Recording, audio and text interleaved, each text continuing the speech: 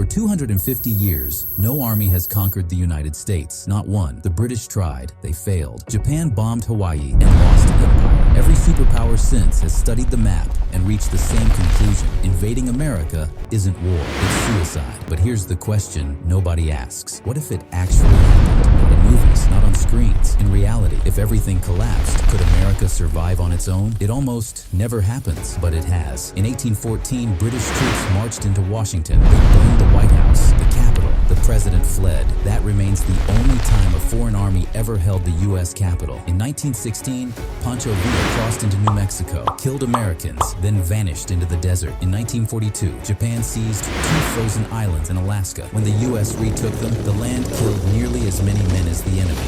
That's it. No conquest, no occupation, no collapse, because America is a nightmare to invade. 2 oceans stand guard, the Atlantic and the Pacific. Not water, walls. The Pacific alone stretches 5,000 miles of storms, currents, and empty death. Even superpowers bleed crossing it. That's why Hitler never tried. That's why Japan stopped at Hawaii. When the U.S. crossed that same ocean in World War II, it took years, tens of thousands of ships, and floating cities of fuel. That's the price of distance. And if an enemy somehow reached the shore, the land would finish the job. Cliffs, storms, rain that never stops. The Olympic Peninsula rises straight from the sea. No beaches, no mercy. Sailors call it the graveyard of the Pacific. Over 2,000 ships lost. Even today, ships vanish there. Behind it waits a continent built to break armies. Mountains that split forces. Rivers that drown supply lines. Deserts that cook engines. Winters that freeze steel. Every mile drains fuel. Every state becomes a front. And then there are the people, 300 to 30 million of them, nearly all armed. America has more guns than people, 390 million firearms, millions of hunters, tens of millions who know the land. An invader wouldn't face one army, they'd face everyone. And that's why even Japan knew the truth. Behind every blade of grass, something waits.